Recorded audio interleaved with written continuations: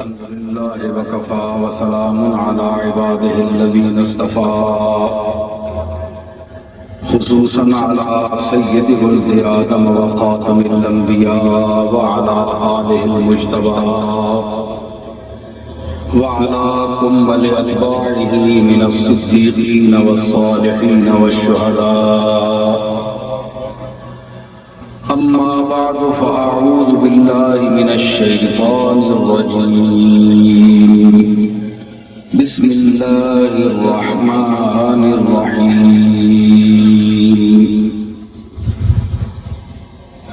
وإذ قال إبراهيم رب اجعل هذا البلد آمنا واجنبني وبني أن نعبد الأصنام رب إنهن أضللن كثيرا من الناس فمن تبعني فإنه مني ومن عصاني فإنك غفور رحيم. صدق الله مولانا العظيم. إن الله وملائكته يصلون على النبي يا أيها الذين آمنوا صلوا عليه وسلموا تسليما.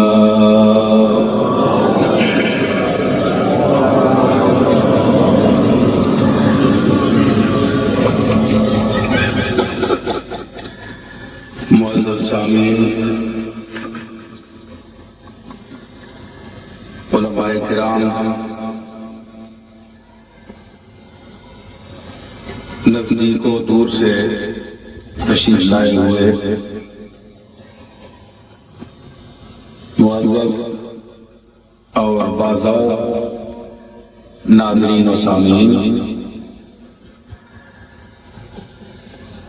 میں نے جو آیت کریمہ آپ کے سامنے تلاوت کی ہے،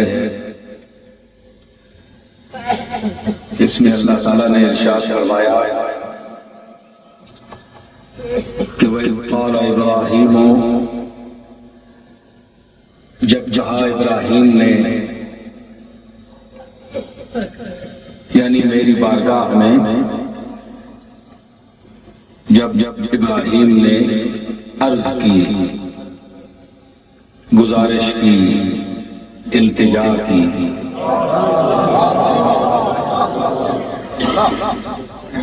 کیونکہ جناب ابراہیم سید الموحدین ہیں، جن کی تبلیغ اور انداز تبلیغ میں وہ عظمت تھی، وہ چمک تھی، وہ دھمک تھی کہ آپ سے بعد تشریف لانے والے تمام انبیاء نے آپ کے انداز تبلیغ کو اور ان منتہائے نظر کو جو آپ نے اپنے عہد مقدس میں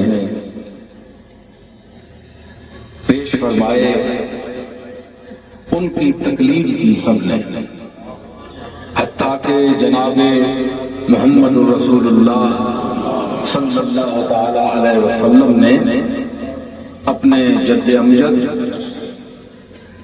جناب ابراہیم کی ہر قدم پر اتباع کیا، اور اللہ نے اس اولو العزم اور جلیل القدر اپنے خاص ترین نبی کی تقلید اور ان کے اسوہ حسنہ پر چلنے کا حکم فرمایا.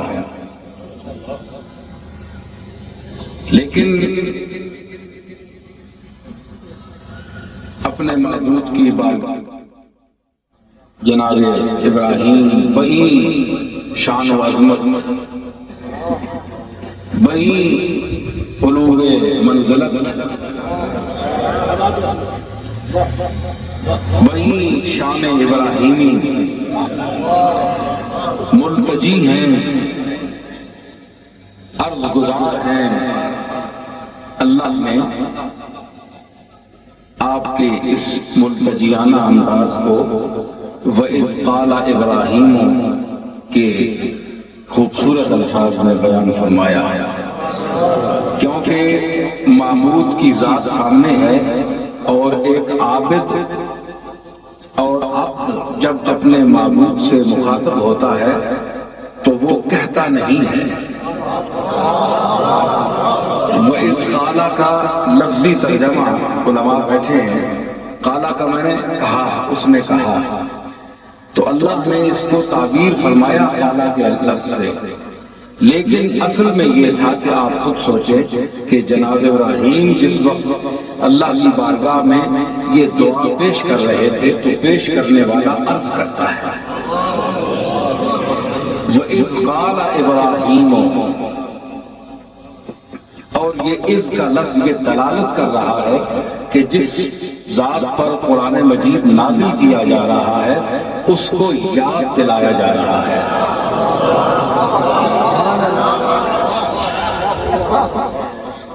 کہ جب یہ بات ہوئی، اس کا مطلب ہے کہ اس کو یاد کر تو بھی، مطلب ہے کہ حضور نبی اکرم صلی اللہ تعالی علیہ وسلم کی ذات اور آپ کا علم انبیاء ما سبق اور ادوار سابقہ کو بھی محیط ہے۔ یا اسی کو بات دلائی جاتی ہے جس کے علم میں پہلے وہ بات ہو۔ جب علم میں بات ہی نہ ہو تو آپ اس کو کیا یاد دلائیں گے؟ وَإِذْ قَالَ إِبْرَاهِيمُ، ابراہیم نے جب اپنے معبود کے بارگاہ میں عرض کی کہ اے میرے معبود، اس شہر مکہ کو امن کا شہر بنا، اور وجنبنی، یہ خاص بات ہے، وجنبنی وبنی ان نعبد الاصنام، مجھے اور میرے بیٹے کو بچا اس بات سے کہ ہم بتوں کی پرستش کریں۔ حالانکہ نبی معصوم ہوتا ہے،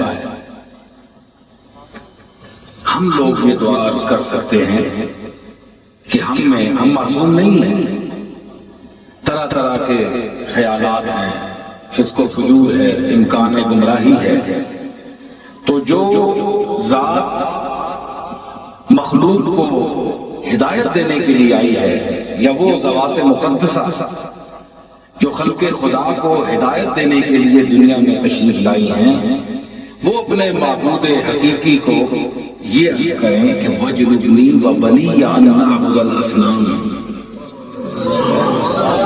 کہ مجھے اور میرے بیٹے کو بتوں کی پرستش سے بچا۔ اس کا کیا مقصد ہے؟ بادی النظر میں یہ خیال گزرتا ہے، کوئی شخص سوچ سکتا ہے، حالانکہ یہ سوچ غلط ہے اور یہ منفی سوچ ہے، اور انبیاء کے حق میں یہ سراسر گستاخی ہے، مجھے کفر بھی ہو سکتی ہے کہ کیا نبی میں صنم پرستی کا کوئی امکان ہے کہ انہوں نے اس کو بچایا؟ وہ تو صنم سے بچانے والے ہیں، بتوں سے بچانے والے ہیں۔ تو اس کا مقصد یہ ہے کہ وَجْنُبْنِي وَبَنِيَّ أَن نَعْبُدَ الْأَصْنَامَ، اس میں ایک خاص لطیف بات ہے، یہ کہ ہم لوگوں کی ہدایت کے لیے مبعوث ہوئے ہیں۔ اپنا ذکر اور اپنے بیٹے کا ذکر کرنا جناب اسماعیل کا، یہ اشارہ ہے کہ اس ذریت سے، اس خاندان سے پیغمبر پیدا ہوں گے وہ تو معصوم ہوں گے، لیکن آخری نبی جناب محمد رسول اللہ صلی اللہ تعالی علیہ وسلم تشریف لائیں گے، تو آپ کے بعد جو آپ کے خاندان سے جو آپ کی اولاد چلے گی قیامت تک، چونکہ وہ معصوم تو نہیں ہے، معصوم تو نہیں ہوگی، معصوم تو نبی ہوگا، تو اشارتاً یہ بھی دعا ہے، اس دعا کا سلسلہ بہت لمبا ہے، نبی کی دعا ہے نا، کہ ہمارے خاندان میں جو پیدا ہو، نبی تو معصوم ہوگا، وہ تو شرک نہیں کرے گا، لیکن جو غیر نبی ہوں ان کو بھی تو شرک سے بچا جا، تاکہ قیامت کے دن ابراہیم کا سر فخر سے بلند رہے، ورنہ یہ دعا ایک نبی کے حوالے سے، اس کے منہ سے، جو معصوم ہے، جو شرک نہیں کر سکتا، جو گناہ کر ہی نہیں سکتا، اس دعا کا کیا مطلب ہے؟ اور پھر یہ ہمیں بتانا مقصود ہے کہ یہ اتنا بڑا موضوع ہے، شرک اتنی بڑی بیماری ہے کہ ایک اہتماماً اس کا مقام توحید کا بتانا مقصود ہے کہ میں نبوت کے اس عظیم منصب پر پہنچ کر بھی اس کی بارگاہ میں التجا کر رہا ہوں کہ مجھ میں شائبہ شرک تک بھی نہ ہو، کیونکہ شرک صرف کسی کے سامنے سجدہ یا ماتھا رکھنے کا نام نہیں ہے، کسی کی تعظیم کے لیے اٹھ کھڑا ہونا یہ شرک نہیں ہے، کسی کے ہاتھ چوم لینا شرک نہیں ہے، حضور علیہ الصلوۃ والسلام کی بارگاہ اقدس میں کھڑے ہو کر سلام عرض کرنا یہ شرک نہیں ہے،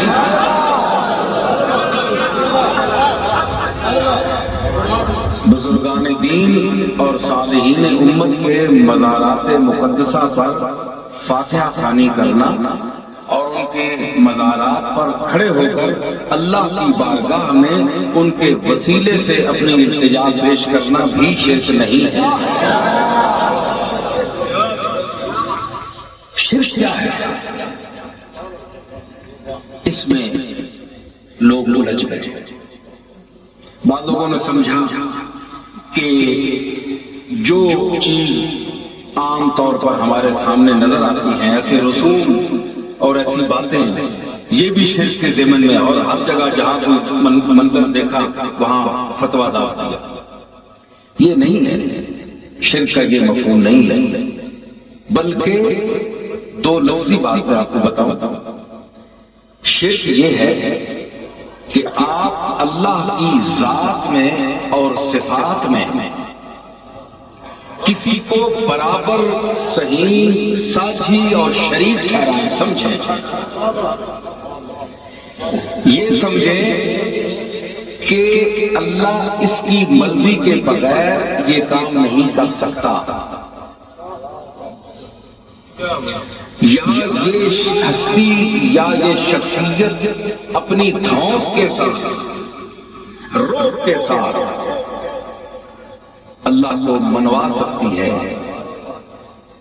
اور اللہ ان سے پوچھ کر چلتا ہے کہ میں یہ کام کروں، کسی کو بیٹا دوں، کسی کو رزق دوں، یہ شرک ہے، اور شرک جلی ہے، واضح شرک ہے، اور یہ عقیدہ رکھنے والا سیدھا جہنمی ہے، دائرہ اسلام سے خارج ہے، چاہے یہ عقیدہ کسی کا کسی نبی کے ساتھ ہو یا کسی ولی کے ساتھ ہو۔ آدم علیہ السلام سے لے کر جناب محمد رسول اللہ صلی اللہ تعالی علیہ وسلم کی ذات عالیہ تک جتنے انبیاء آئے ہیں، ان میں سے کسی کے ساتھ یہ عقیدہ وابستہ کرنا یہ شرک ہے، اور اسے کہتے ہیں مشرک، ورنہ دو چیزوں میں شریک ہو جانا یہ شرک نہیں ہے، شراکت ہے۔ شرک کا کیا معنی ہے؟ شراکت۔ شراکت یہ ہے کہ چیز ایک ہی ہو، اس میں دو برابر کے شریک ہو، تو یہ شرک نہیں ہے۔ یہ اس طرح کا اگر آپ یہ مفہوم لیں گے تو پھر ہر چیز میں آپ کو ہر جگہ شرک نظر آئے گا۔ ہو السمیع البصیر، ہوا مفید حصر ہے، حصر کا مفہوم دیتا ہے کہ صرف وہی سننے والا اور صرف وہی دیکھنے والا ہے، مفید حصر ہے۔ تو اس کا کیا معنی نکلے گا کہ اور نہ کوئی سنتا ہے اور نہ کوئی دیکھتا ہے، جبکہ آپ بھی دیکھ رہے ہیں اور ہم بھی دیکھ رہے ہیں، اور ہم سن بھی رہے ہیں، آپ بھی سن رہے ہیں۔ حالانکہ اللہ نے حصر کر دیا کہ صرف میں ہی سننے والا ہوں اور میں ہی دیکھنے والا ہوں۔ تو کیا مطلب ہے کہ اس کا مفہوم یہ ہوگا کہ حقیقی سماعت جو ہے، حقیقی بصارت جو ہے، حقیقی دیکھنا اور حقیقی سننا اسباب سے بڑا ہوگا۔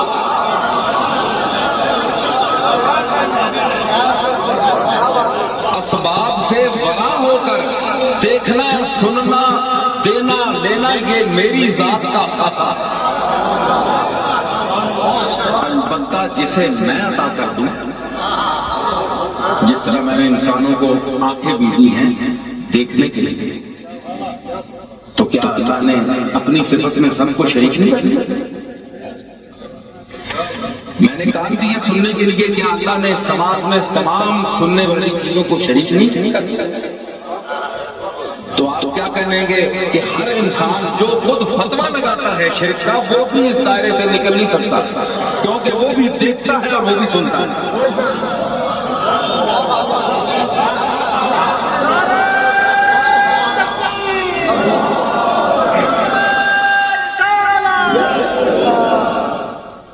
اس لیے اتنی نفرات پاکی دامن کی ہدایت، دامن کو ذرا دیکھ، ذرا بندے قبا دیکھ۔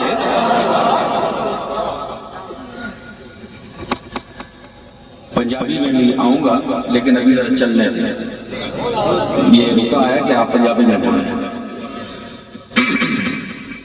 در پسے آئینہ توتی صفتم داشتان، حافظ کا شعر ہے کہ آئینے کے پیچھے مجھے توتی کی طرح انہوں نے سکھانے کے لیے رکھا ہوا ہے۔ توتی کو سکھایا جاتا ہے یوں دیکھ یوں بول، تو توتی کو آئینے کے سامنے رکھا جاتا ہے۔ تو آج استاد ازل گفت بگو می گویم، جو استاد ازل مجھے کہتا ہے میں تو وہی کہتا ہوں۔ تو توتی استاد کے تحت چلتی ہے۔ میں جس ذات کا ذکر کر رہا ہوں وہ جس رنگ میں مجھے توفیق دے گا آپ کے سامنے پیش کروں گا، جس زبان میں۔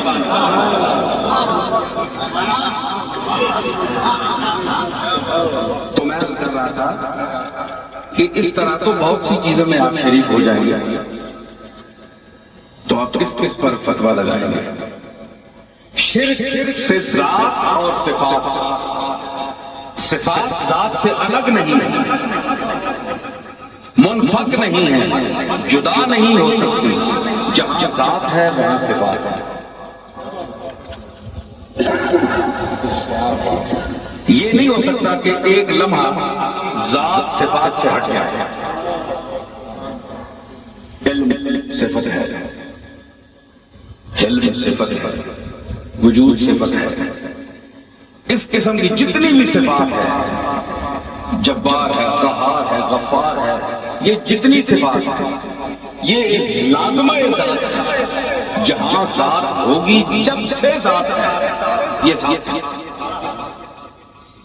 جب کا لفظ بھی مومن نظر آتا ہے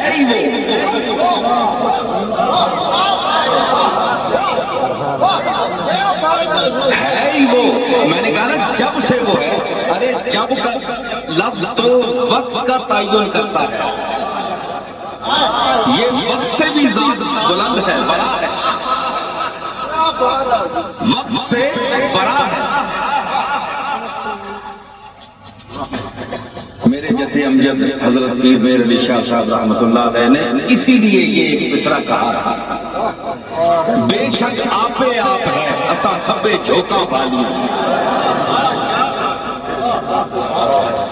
بے شک آپے آپ ہے کے ساتھ انہوں نے مقید نہیں کیا ہاں یا ہوگا، نہیں ہے، اور ہے کا اطلاق حال ہے، اور حال یہاں یہ حال ہے کہ ہر وقت حال ہے۔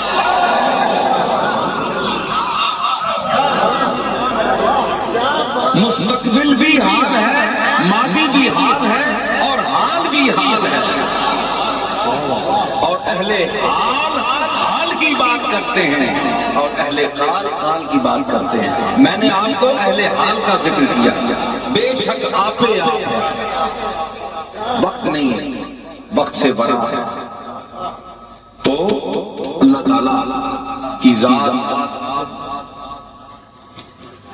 صفات سے منفرد الگ نہیں ہو سکتی، ہر لمحہ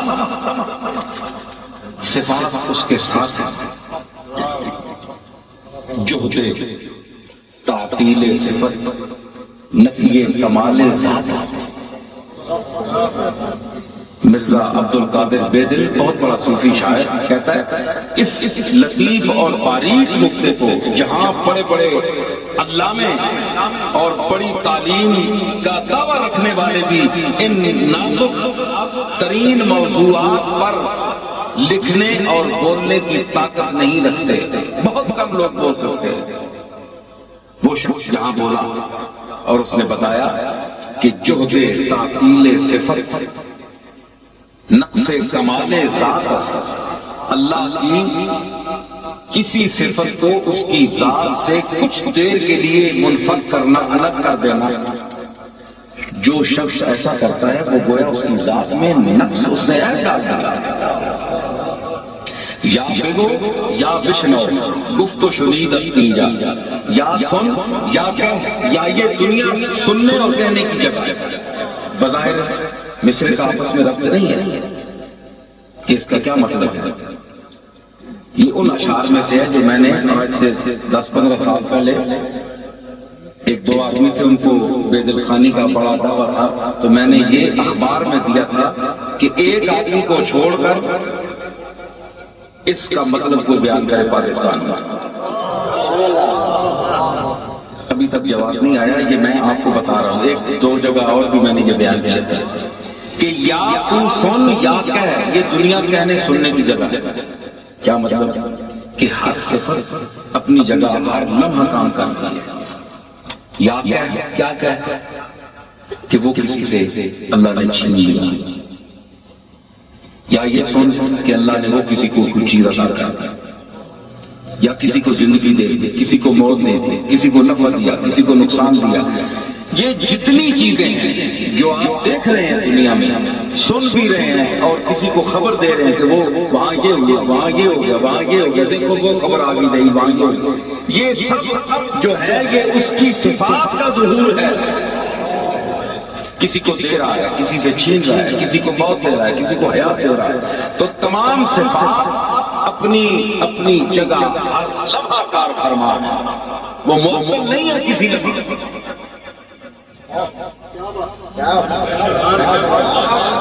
سمجھ آئی؟ یہی تعلیم قرآن و سنت ہے اور یہی صوفیاء کا مشن ہے، تبلیغ ہے، عقیدہ ہے۔ تو اللہ